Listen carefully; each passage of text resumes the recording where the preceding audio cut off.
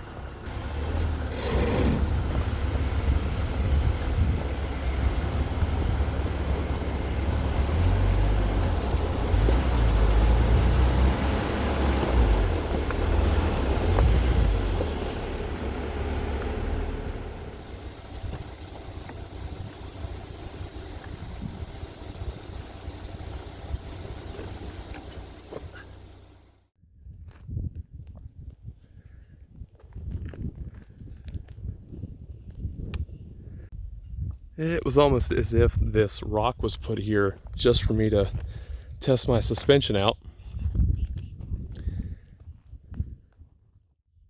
All right, so we have everything flexed out. There are no components touching to include the Synergy brace. That is a fully compressed spring. It is sitting on the bump stop. So we have no rubbing. Fully compressed spring on the bump stop. We have a fully flexed out shock over here. No rubbing of the components anywhere. And just absolutely blown away that this combination runs 39-inch tires.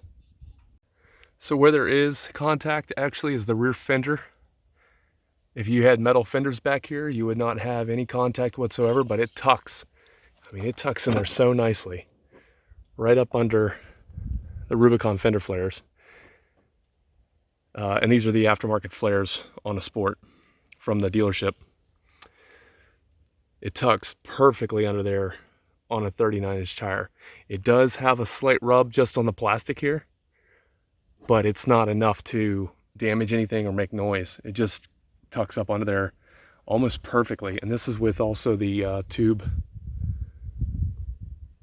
steps.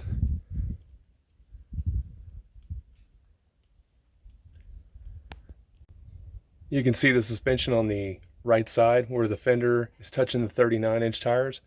They are hitting the bump stop, so it's just barely bottomed out. We have the fully flexed out rear Fox shock and brake lines. They are still a little, they're tight, but they're not pulled out. They're not in a position where I worry about them. And a tremendous amount of room, completely flexed out. Back around to the front, there is no touching of the fender at all, as long as the wheel is straight.